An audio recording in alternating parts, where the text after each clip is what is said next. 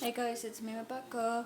So this will be the start of another weekly vlog, and so far today all I've done on this Sunday is just do some cleaning. I did start raking leaves in my backyard just because like for the rest of the week it's supposed to be a bit cooler, so I decided why not, and that's what tomorrow is supposed to rain, so yeah. But I have done some reading, and I'm still reading, if you've seen my previous vlog, Bringer of Dust by J.M. Merrill. And if you haven't seen my previous vlog, I will leave that in a link to it in the description below this, because I'm on page 552. I'm not really gonna recount everything I've read in the last 150 pages, just because we would be here a while, so yeah. And as I did say, I'm on page 552, and I'm still very much enjoying it. I don't know, I'm just having fun with it at this point. And but yeah, let me catch you up to speed on my life. It's Marlo and Dr. Bergast. They are in the other world's version of Corndale Manor, which is to serve like as the prison for the first talent, and we see how Marlo is able to communicate with Charlie in a way, like when both of them happen to be asleep at the same time, they see each other in the other person's dreams, which is quite interesting. In Marlo, he wants to warn Charlie not to go to the other world because it is very dangerous, but he's unable to warn Charlie. So yeah. And this is just in like order of events in a novel, so I'm just gonna be all over the place just because that's how the novel is, if it feels like it. So anyway, we do learn who the Bliss is, and it's a woman from Alice's past. The woman who was the leader of the code that her mother was a part of, the woman who walked through fire and not encouraged Alice's mother, but kind of led to Alice's mother to start a fire that killed many women at the cove. And we learned that this woman, whose name is Audra Norn, I think it is. For some reason, my notes app auto-corrected to Bornage. I don't think that's correct. But she is a Halen, which means she is able to heal herself, and so that's how she was able to walk through fire without having any burns on her, because like Charlie, she is able to heal herself. And I just said to my landscape, I'm so sorry if you heard that. And she is the one who Micah reports to, who some of the talents who don't like being talents, like Arif, I guess, like the talents who sworn off from using their talents, the women who, yeah. And we also learned that she is Dr. Burgast's sister, and when they were kids, they were both accused of being witches, because that was like during the time period of witch hunts, and she was able to prove that she's not a witch with her talent. But yeah, and then she and her brother, they were ordered, I guess, to guard the Orson on our world, on our side of the world, or in our world. So that's why she's in Paris while her brother was in Edinburgh at that manor. And I found it interesting that she just, in a way, she, I guess, manipulate people. I don't know, but she leads people because of their faith, because they want to believe in something, so they believe in her. They believe that she will do something and better their world, help them in some way, or they are so enamored by her, like Alice's mother was enamored by her when she saw that this woman can walk through fire and not have a single burn on her. Like, this because with none, so she is able to kind of convince non-talents to join her, normal talents, well, not normal, but talents to join her, which I just found interesting. Then yeah, and she believes this prophecy that there is this figure out there who's supposed to kind of bring on the destruction of talents.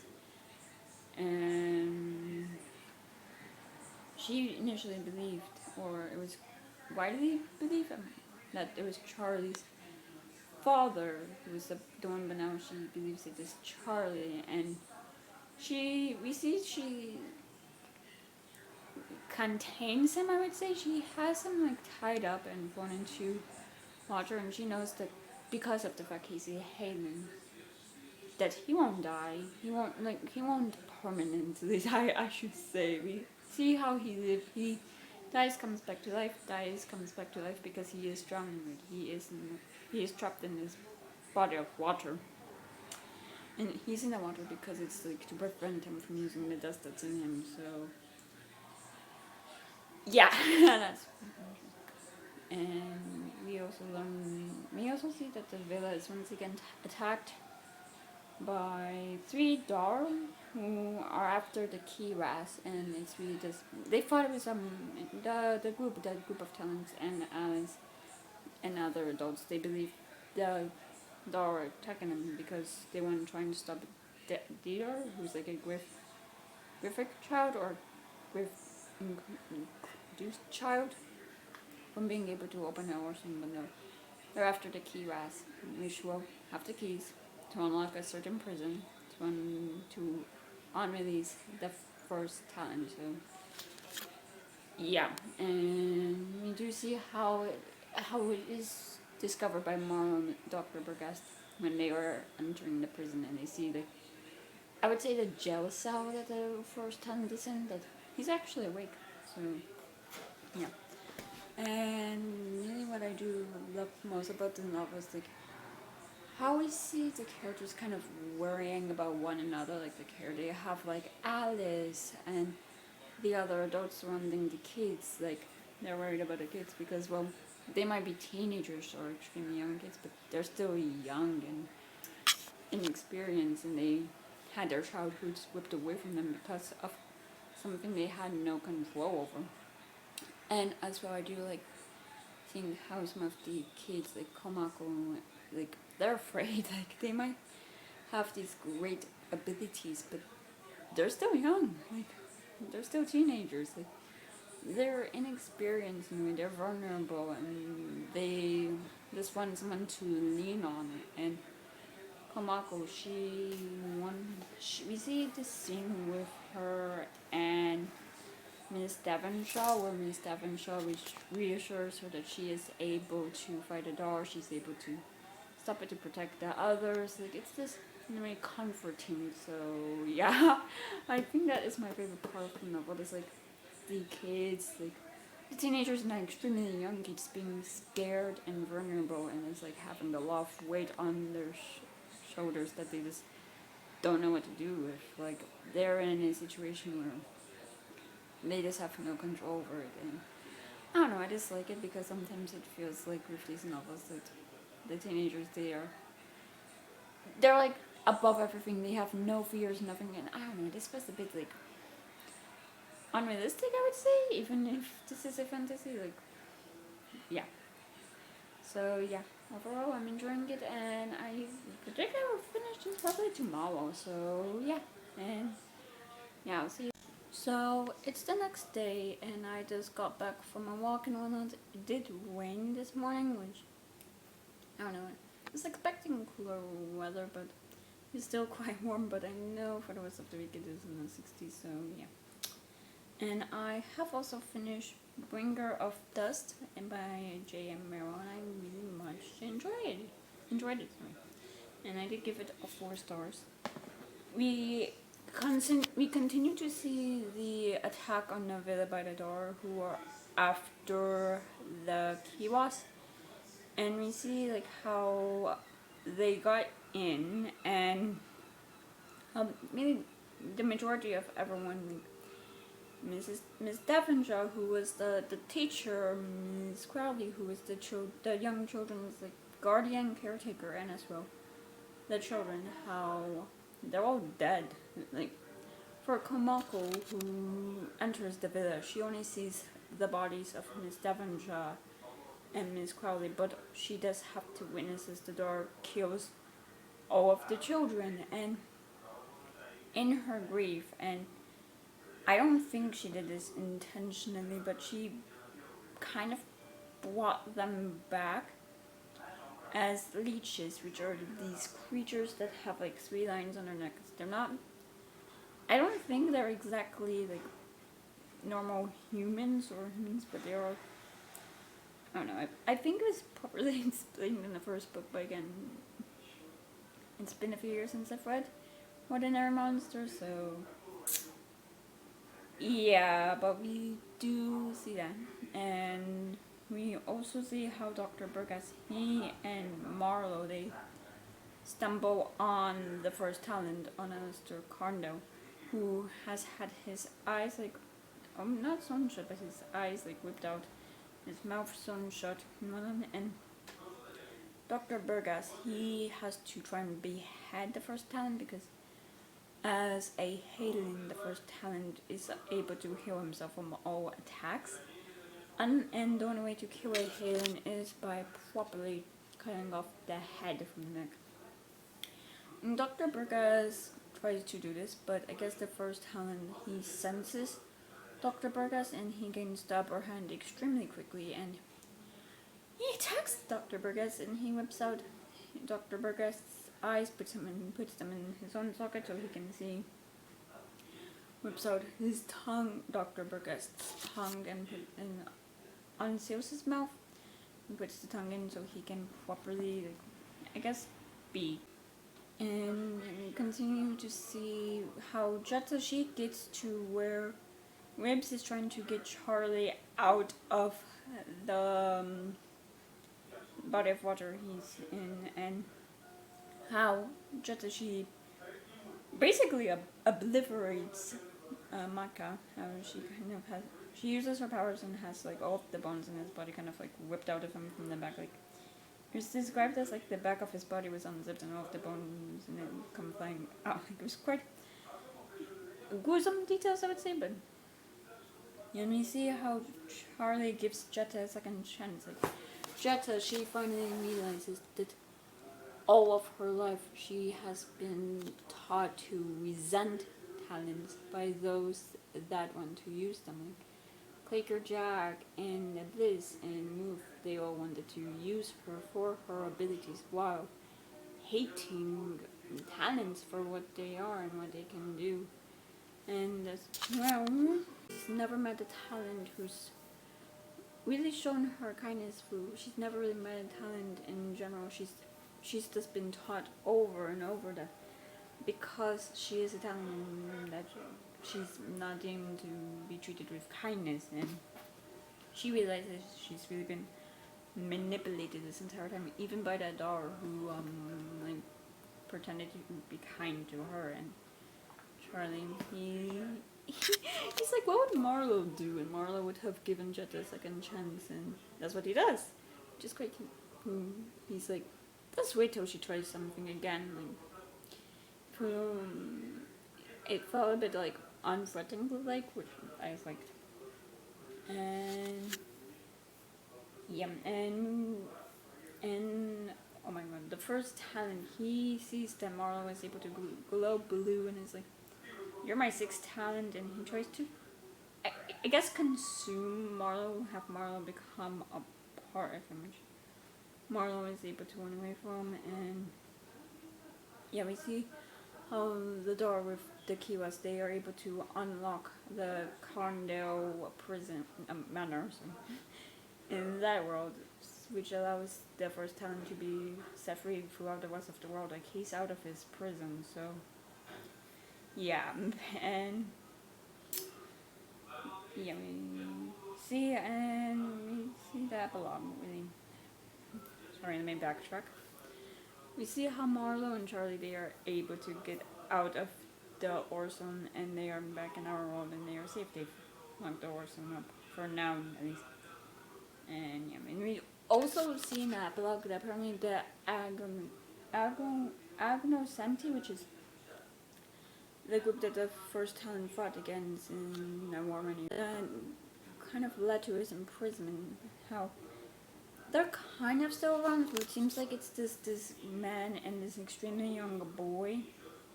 And apparently it's up to the young boy to finish everything, which it's like, what? Why the hell is it the children's responsibility to finish something that the adults started? Like, is it supposed to be like the previous generation wasn't able to finish it properly? Like, they were selfish. Like, by killing the first talent, they would have risked destroying the talent kind of entirely. Like, they would have risked losing their powers entirely. So they like imprisoned him, hoping that would just keep him out of the way forever. And now that's obviously failed, it's now up to this new generation to do it. Is that one? But yeah, and overall, I did enjoy it, and I kind of want to talk about my predictions for what I think might be in the next book, in the final book, because I think this is supposed to be a trilogy.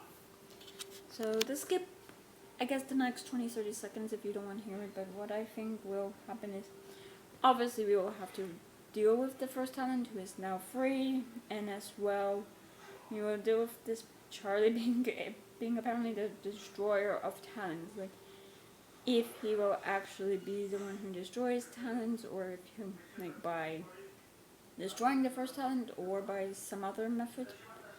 But yeah, I'm very much curious to see how this series wraps up. So yeah, overall enjoyed it and gave it a 4-star. And I think my next read will be House of Hunger by Alexis Henderson, which I believe is about this girl she was raised in the slums, and she sees this listing in the newspapers as a blood maid in the far north, where the wealthy nobles live in luxury and drink the blood of those in their service, and they drink blood like just to be young, to look youthful, like to not age, really. And and Marlene, the girl, she finds herself swept into a world of debauchery, and at the center of it all is Countess Elizabeth. And yeah, and I'm very much intrigued about this one, and I'm excited to get started. But yeah, that's all for now, and I'll see you when I see you. So it's the next day, and I've just done some cleaning and whatnot. I also waked some more leaves, as it is that time of year. And yeah, and I have done some reading of House of Hunger. Now I'm on page 74, and so far I am liking it. I don't feel like I'm in the story yet, just because I've just had a lot going on, so it's definitely me. But I feel like with Alexis Henderson's previous novel I read, The Year of the Witching, I felt more, I guess, connected to that story. For I don't remember exactly if it took me a while to like really get into it. I don't know, but so far, I'm liking it. We do meet Marianne, who is this maid at this old woman's home. We first meet her when she's scrubbing the floors with the woman watching her and whatnot. And Marianne, she's not in the best like predicament, I would say. Like, she lives in the slums and like kind of the poor area of town, and one day she is with her friend while they are on their lunch break, and the friend sees this listing there in the matrimony section of the newspaper. And the matrimony section is really like the section like with people looking for wives or husbands, that kind of thing. And this thing is for a blood maid, and it just gives the details on like where to go and whatnot. And Marianne, she is intrigued. She keeps the listing and goes on her way, really. And we really see Marianne's like life, I guess I would say, like outside her work, because both her parents are dead, and she isn't like making real do. Like, she has to sell her furniture to buy wood, and then sometimes she'll have to use that furniture to start a fire, like when it's cold outside. And Marianne, she lives in essentially this just like shack, I would say, with her brother who is sick. It seems like it's some sex transmitted disease, and since he's gone sick, he's gone more temperamental, and he is a gambler. He takes Marianne's money that she makes and gambles and causing them to lose the money. And Marianne, like, she decides to really go for it, to become a blood maid. We really see as she goes to that person who, it's not someone who's connected to the family she's gonna be a blood maid for. It's like someone who is looking, like someone who is like a middleman, I would say, who finds blood maids for the rich families, I would say.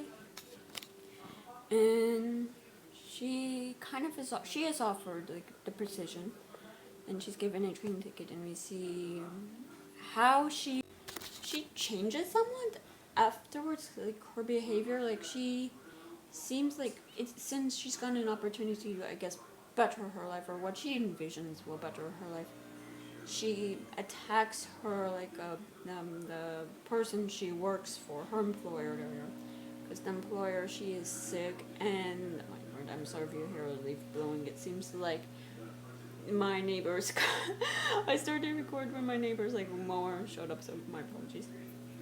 But her employer, she's sick and she has like leeches put on her and whatnot. And Marianne like snaps and dumps the leeches on her employer and leaves.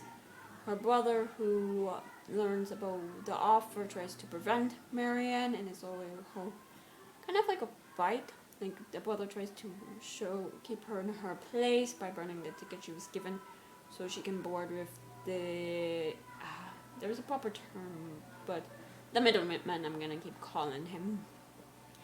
And there's a struggle, and she knocks her brother onto the floor, causing him to hit his head quite hard on the wood floor. And she sees blood, she sees bone, and she thinks she might have killed him. And yeah, she leaves with the middleman.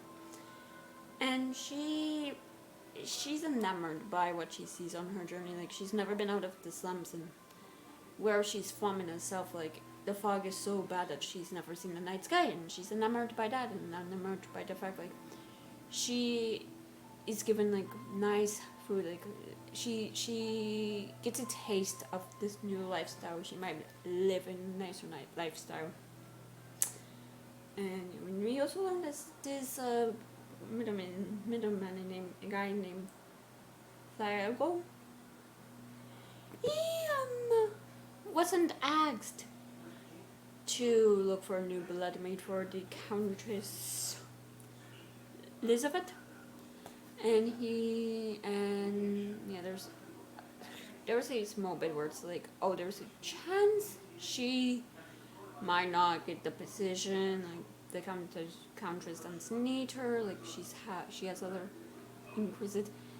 exquisitory and other blood maids, and it's like she gets a taste of Marianne's blood, and it's like, yeah, she'll do, I'll keep her around. Like, so yeah, so I'm like gonna see how enamored Marianne has been, like seeing more, because it seems like it's always been something, she's always been intrigued about the people of the north since she was a little girl. Like, she tells the story that when she was 8, for her birthday present, she wanted to just see the trains, and she saw a blood maid on a train going to the north, and this always intrigued her. So yeah. And I also do like how there seems to be this like negative, I guess, perception of blood maids in the South, because a lot of the people in the slums, and really a lot of people in the South, they view them as whores, essentially, like women really who go off, who sell themselves, essentially sell their blood for the chance of bettering their lives, like having better houses, a better reputation in life, like this better stuff. And there's also a rumor that sometimes these blood maids, they are just like drained of their blood and of their spirit and of who they are, and they are returned like almost like a shadow of themselves, and with the scars to show like what's been done to them. So I guess it's also been rumored that it worsens them. And so far I'm just really liking seeing like Marianne, I guess the fact she's so intrigued and so enamored by everything that's around her, like all of it's so new and intriguing, it's like she's excited. So yeah, I'm so far intrigued by that and liking it. And there's a quote in here that has made me chuckle a bit on page where it's like Thiago, he's discussing like Marian's blood like it's like a wine, like it's like the quote's on page 65 and it's, the flavor of her blood is unlike that of any I've tasted before. I would compare it to that of a wine aged over several centuries.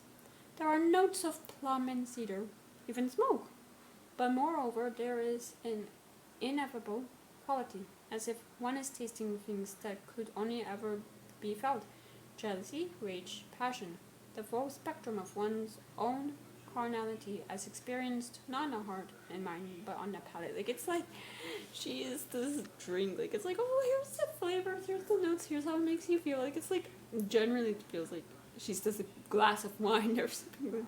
I don't know, that just made me laugh. Like that quote, I just liked it a lot. So yeah, so far I am intrigued. I won't say I'm enjoying it as I am only on page 74 and I do have quite about over 100 pages up, but yeah, I'm intrigued to see like how Marianne gets along with the Countess Elizabeth. So yeah, I'll see you.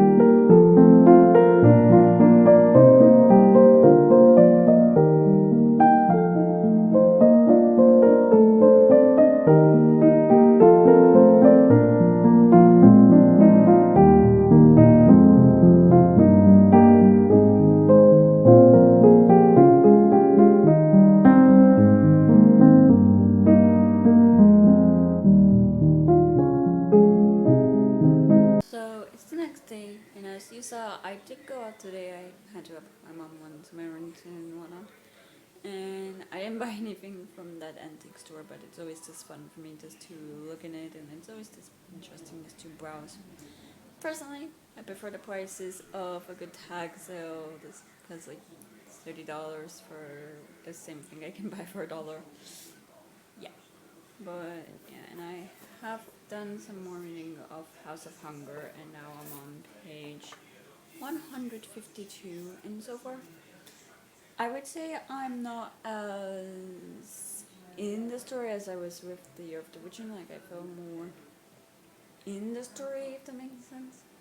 With that one, like this one is so far I'm feeling it's just fine for me. Like yeah, I just think fine. I don't feel particularly connected to the characters or anything. So, but from what I've read, we see Marianne how she is shown to her quarters, how she has this particular like event where she sees like on the foot or the leg of her bed someone had carved in the word wedged and whatnot, and we see how she's like kind of made up, like cleaned up to look very presentable in this court, and how she is shown to the house mother, and it's explain the rules of what she's allowed to do, what she cannot do, and as well the consequences, and one of which is depending on the rule she breaks and the severity of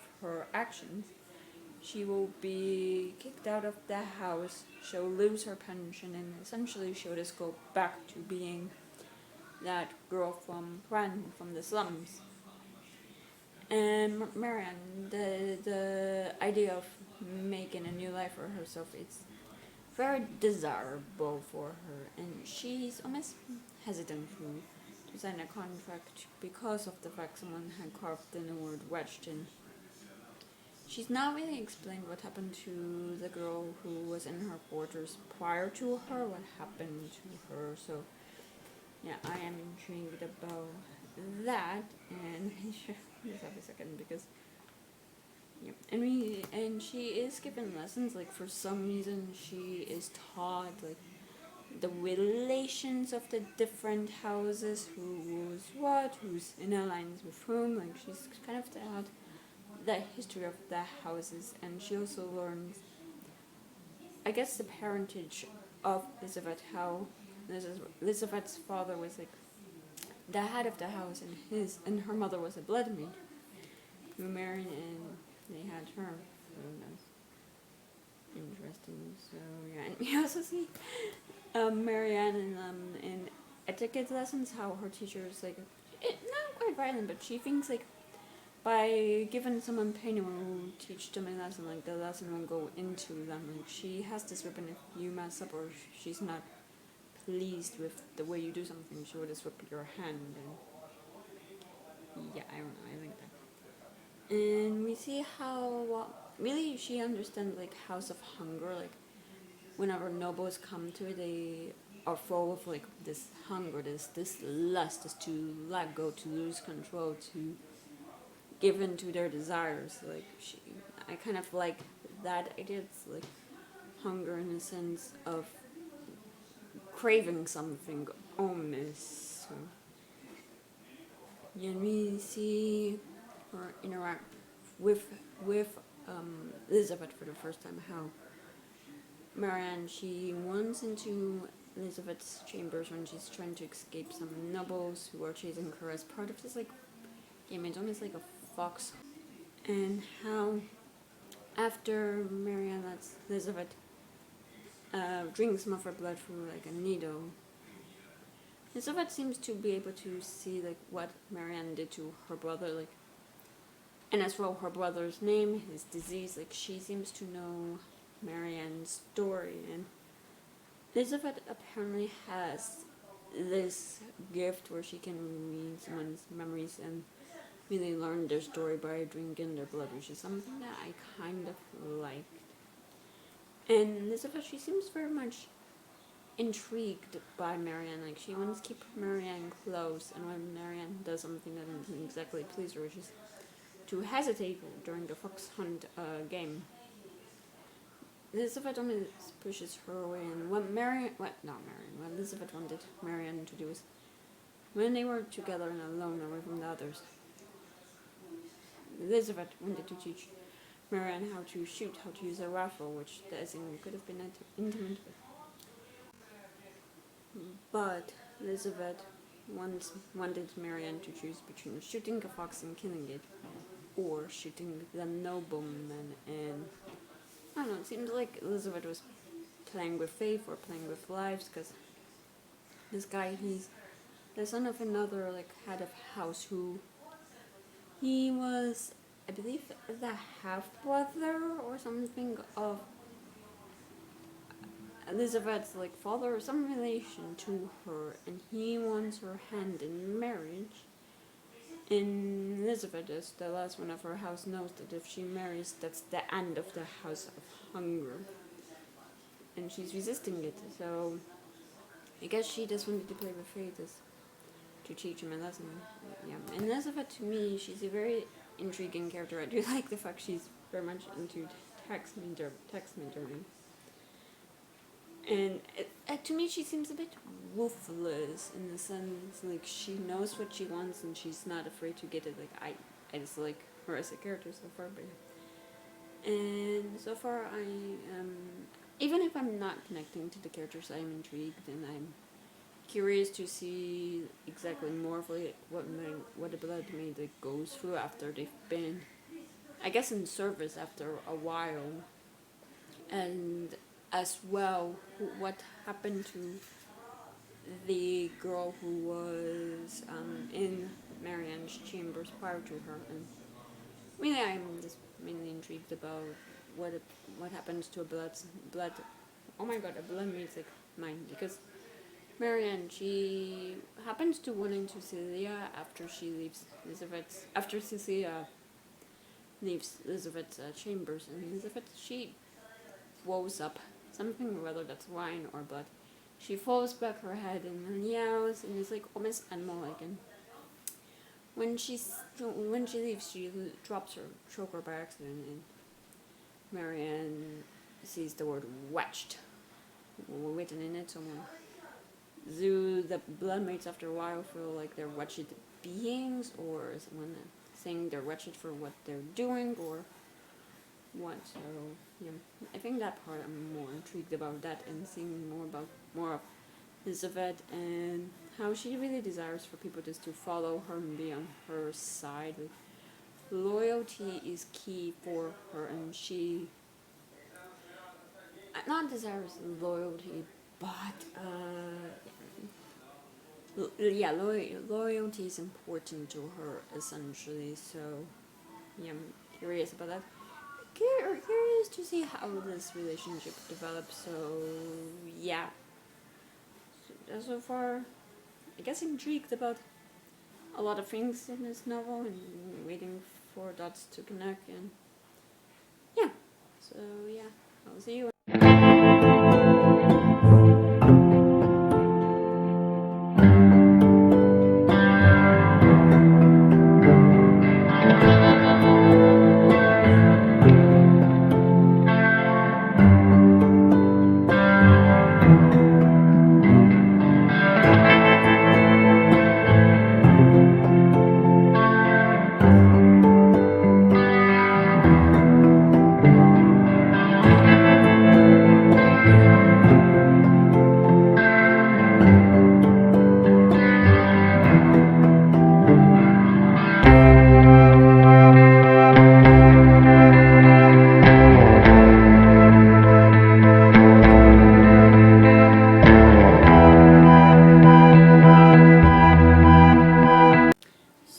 It's the next day, and it's quite a chilly day, and as you saw, I did go to a library bookstore today, and I did walk the main street area of my town, where I think I mentioned last year, but if you're new here, the main street area of my town, we do like these scarecrows every year, where schools, individuals, local businesses will just create scarecrows, and it will go up and down main street of my town, and it's always fascinating the things people do, because I think it's a bit fun, it's a bit silly, so yeah. But at the library bookstore I did get 3 books, the first of which is The Art of Prophecy by Wesley Chu, in case you didn't see it properly.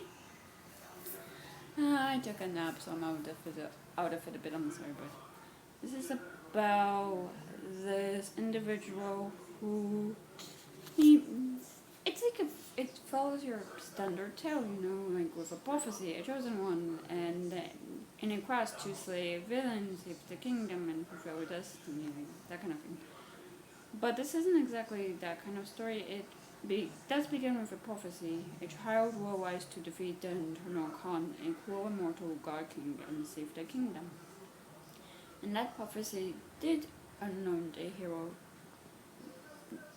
J-I-A-N, John. I'm not entirely sure how to pronounce that, my apologies. Raised since birth in luxury and splendor, and celebrated before he has won a single battle.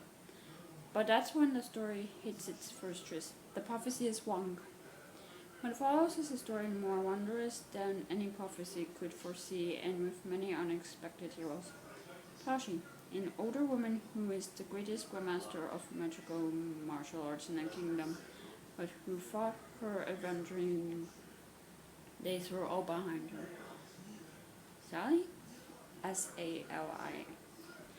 A straight-laced warrior who learns that the rules may no longer apply when the leader to whom she pledged her life is gone. And Amy, a chaotic assassin who takes a little too much pleasure in the kill.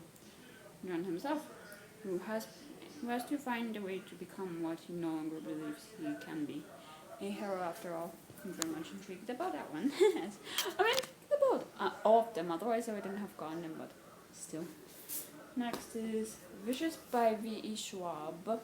And this is about Victor and Eli, who are both these like college students and who recognize the same sharpness and ambition in each other.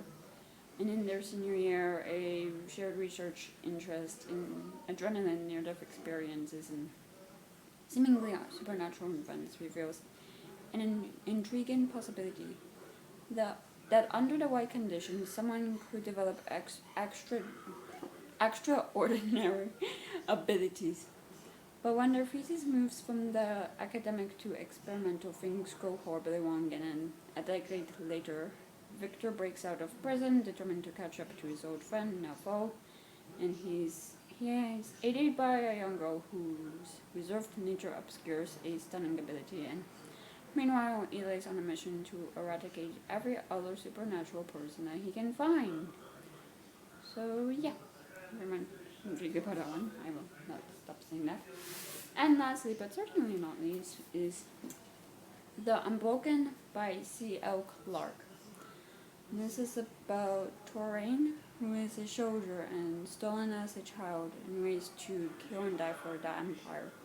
She owes loyalty to only her fellow conscripts, but now her company has been sent back to her homeland to stop a rebellion, and the ties of blood may be stronger than she thought. And Luca needs, and we follow another character, Luca, who needs a turncoat. Someone desperate enough to tiptoe the bayonet's edge between treason and orders. Someone who can sway the rebels towards peace, while Luca focuses on what really matters, getting her uncle off the throne. Through assassinations and massacres, in bedrooms and war rooms, Toraine and Luca will haggle over the price of a nation, but some things aren't for sale. So, yeah. I know if those books were $5. And since getting home today, I have done some more reading of House of Hunger, and now I'm on page 208. Let me just pull up my notes on. And so far, we actually start seeing how regularly, like, bloodletting, essentially, like, given blood, whether that's bleeding into a bowl or having their blood, like, drunk from the source, affects the blood mains. Like, they are given, like, large amounts of blood, I imagine, and there were 5 of them at the end of page 1. But something happens in others 4, but 5 really.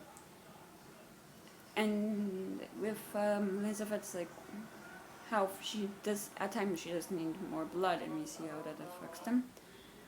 With Irene, you see how she's losing hair, and then later on with Marlene, we see how she kind of feels weaker, or we see, really with the others, how they'll faint if they give, like, a very large amount of blood. It seems like it really affects the first blood maid and the second, and it's like, from what I gather, the order you're in is the amount of blood you do have to give on a regular basis, which is something I do find fascinating, because it shows that these girls are not invincible. Like, they are growing weaker physically, and there are, I guess, consequences to them. I guess for Moraine, the idea of having this ideal life, like when her tenure is over, which I do find fascinating. And we do see Marlene, she's still very curious about the girl who was, like, in her chambers prior to her, and she does try and ask Irene this, and Irene literally is like, on page 158, don't ask questions that lead to nasty answers, like, what happened, like, what is this dark history? That's something I'm very much intrigued about. And yeah. And we really see, like, Elizabeth, like, prior to an event, she avoids Marlene. Like, she doesn't call to her to court us at all, really.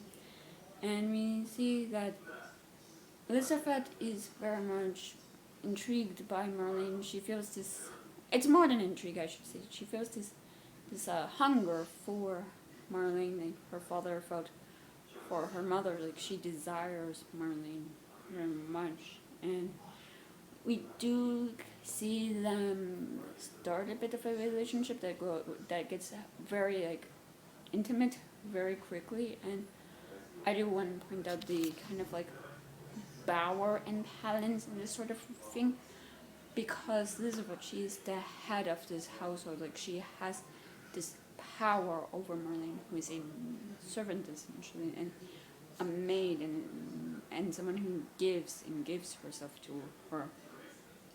Like, Elizabeth is drinking Marlene's blood on a regular basis, and because as well, Elizabeth is able to tell someone's like memories, I want to say, from drinking their blood. I'm not sure if it has to be from the direct source or if she can drink like Marlene's blood. And so this is when she was born. Like, so Elizabeth, she knows more about Marlene than Marlene knows about her, really. Like, Elizabeth, she will tell Marlene stuff like how abusive her father was and how this disease like affects her family. Like, it's something that's been in her blood, and it's like she just feels extremely unique if she doesn't get any blood. Like, but there are things Elizabeth is keeping from Marlene. So yeah, there is that relationship and that power imbalance. They both desire stuff. Like, Elizabeth, she desires Marlene. That's clear. But Marlene, she desires Elizabeth as well, because Elizabeth is like, I guess a figure embodiment, I would say, to Marlene's dreams of being a person who has a not glamorous lifestyle, but a wealthier lifestyle than what she had prior to this. So yeah, that is interesting, and yeah, we see how Elizabeth, she is like, oh yeah, Marlene, your first bleeder, your first blood maid, like you're gonna go from the bottom of the turnpike to the top. I mean, this dethroning Cecilia, who was the first blood maid, and we see how Cecilia, like, she might have initially seemed not that upset about it, but she gets extremely upset and tries to attack Marlene, and because of that, her tenure in the house is over, and we see how like the servants will essentially erase you from this house. It's like you're never there, like the moment you leave, and it also causes Marlene to have the other bloodmates kind of turn against her. Like, in her eyes, she is now the enemy, which is something I find interesting. And yeah, and with Marlene and Elizabeth becoming more intimate with one another, like Marlene most nights she'll find herself in Elizabeth's bed, but Elizabeth, like, she never allows Marlene to spend the entire night. She sends her back to her chambers, and Marlene, she is intrigued about what Elizabeth does when after she's sent back to her chambers, and her curiosity grows higher and higher.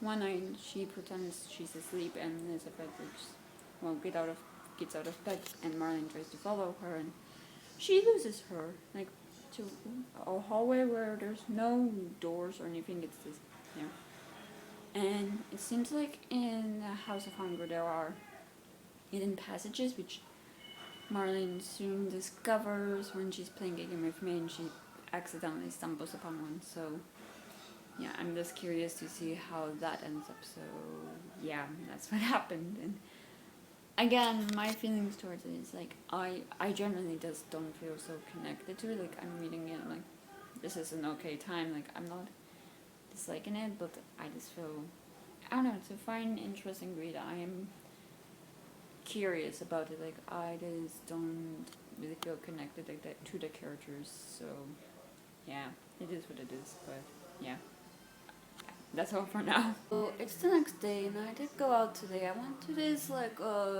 historical society's like tag sale. I didn't buy anything, and I didn't really like walk around the area just because I just didn't have the time to today. And I also walked, and it's like Outlet Mall I've taken to like maybe 1,000 times. So yeah, I just wasn't in the mood to film today. So yeah. But I have done some reading of House of Hunger, and now I'm on page 262, and we start seeing really how bloodletting or being a bloodmaid has affected Maran. With the others, it seems like it's more like subtle, or it's like it happens over time gradually, and we start, and with Marianne, I will never know how to say it. Oh my god. But I don't know if it's normal for like the first symptom to be like this illness. Like she gets sepsis and she gets extremely sick. Like she's hallucinating. She thinks she's almost dying. Like it felt quite extreme. This scene. And with the others, like we see like they're aging quickly, or they're losing hair, or something. Like I don't know if it's her or what, but yeah. And it seems like it does. Tony, good face. It does fix her relationship with the other bloodmate, who kind of thought she had something to do with what happened to Cecilia and whatnot. But we also see that Elizabeth, she doesn't visit Moran on her sick bed that much at all, really. Like maybe once or twice, but that's pretty much it as far as Moran knows. And yeah, and we see how things about Marianne seem to be changing. Like for some reason, her tutor was let go. A servant said he was fired, while the house mother was like, "Oh yeah, he quit. He had to go back home for a sick relative." Like it's quite suspicious. And when Marianne, like she's before the house mother enters her office, she goes snooping through her cabinets and sees the files on the other bloodmates, how much money that the taster received, but it's not recorded the pension of the bloodmates themselves. Like it's like they never left the house, which is suspicious. And what's even more suspicious is Marianne sees the letters that the others have written Cecilia. They're all in a file cabinet, like they're all in Cecilia's files, and they look like they were opened by the house mother and then put in like. So yeah, that is quite odd. And Marianne, she starts getting answers when I'm like Elizabeth, who thinks Marianne is a super Marianne, is pretending to be. But she pulls aside this curtain and then shows a hidden door to a hidden passage. Elizabeth is called away before she can enter it. But Marianne enters it and sees that it's kind of like, initially she thinks it's kind of like a laboratory for, Elizabeth to do her tax maybe, but quickly she realizes when she sees the human organs that it's a torture chamber, essentially. And Marianne, she finds Cecilia in this cell, and Cecilia, she is like a shadow of herself. She's asked who she is, and she says she's a witch. And initially, Marianne, she doesn't recognize Cecilia, but because Cecilia, like, she aged very rapidly, very quickly, and Marianne sees Elizabeth enter the chamber, and she's drinking Cecilia's blood, and she sees that Cecilia is getting even older, and it seems like Elizabeth is draining them of their souls. Like that would make sense with the fact that Elizabeth is able to tell Marianne's memories and really get to know her. And Marianne, she develops a plan to flee with the others and trust someone who wants the house. They betray her just through. I didn't get to the part if that betrayal was willingly or not. I kind of skimmed the next page and it mentioned something about poison. So. But yes, like what? Why is Elizabeth like draining them of their blood? Because it seems like it seems quite extreme considering like people have seen blood maids out and about. So it could also be a thing of the other houses doing. Like these blood maids are like they're not actually blood maids. They're people pretending to be. Or yeah, I'm just intrigued to really see how that goes next. It's because how this will all end. Because Marianne, she quickly goes from loving Elizabeth, which I think like that love might be more than Marianne like seeing Elizabeth as something like someone she wants to be someone in power, someone who is powerful, someone she can be her true self with, to hating her like. And I do have to say I don't know, I don't really see the love Marianne has for Elizabeth, because Marianne is like is talking about the fact she's so in love with Elizabeth, like she desires her, and it's like it seems like we're we're being told that Marianne desires Elizabeth as more like as a figure to help her achieve what she wants, and it's like it's actually she desires her, she actually loves her. So yeah, I just kind of mean it how it is. I don't know, I just don't really get it. Like why? Like why Marianne is so attracted to her? Could be because of the fact Elizabeth is.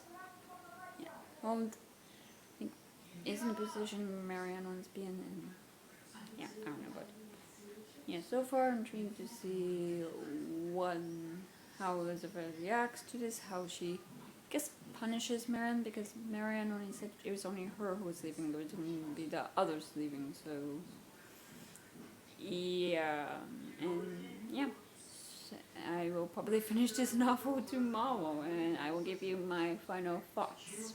So until then. So it's the next day, and as you saw, I did go out today. I did go back to that town where that tag sale for that historical society was at, and that's because when I was driving home, I saw that a church was having a women's show, so me and my mom decided why not. But yeah, I didn't buy anything just because nothing like really caught my eye. So yeah, but it was a beautiful day. I think it was 70, so next week it's only 50, so it was the nice last like a warm day this year. But yeah, and today as well I did run some errands. I did just do some grocery shopping and whatnot, and I did finish House of Hunger by Alexis Anderson, and overall I just felt fine about this in general, really. I did like the plot. I was very much intrigued about the plot, but the characters I never felt connected to. I didn't feel connected to Marianne's relationship with Elizabeth. As well, I feel like I glanced over the last 20 pages, but I was quite tired this morning, so yeah, overall, I just felt fine about this. Like, I think with the climax, with Marianne realizing what Elizabeth is doing and her forming this plan to get herself and the other bloodmates and May, who is the warden of Elizabeth, out of the house, like between that and Elizabeth confronting Marianne was like quite like they were quite sudden. Like, there's no hope that they will get away with it, that they might actually be able to be free. It's just like Marianne and others, they form the plan to get out, to get on a train to Irene's like parents, and then the next section, and then the next like page really, Elizabeth calls Marianne to dinner, to dine with her, and then it's like, I know what you were doing. I work. Told me everything. I did poison him, which no idea why she did that, but probably just to eliminate the competition. In the last 20 pages, we see like Elizabeth trying to stop Marianne and others from leaving. Like she has the other bloodmates escorted to the cells where Celia is kept, and then Celia dies trying to save Marianne, and then the others escape, and Marianne and Elizabeth almost toys with Marianne, like, and it's like, we're playing a game. I count to 6 and a new one, and then I will chase you with this bow and arrow, and it's just that. Like, Marianne knows that the only way this can end is one of them dying, and I do like their different styles. Almost like Elizabeth, she's quite distant from Marianne. Like she is literally like the shooting her with a bow and arrow. Like almost like physically, she's distant from her emotionally. While Marianne, like she stabs Elizabeth in terms of like when they're kissing, like times like where it's quite vulnerable, like it kind of shows Marianne was emotionally like close to Elizabeth probably, but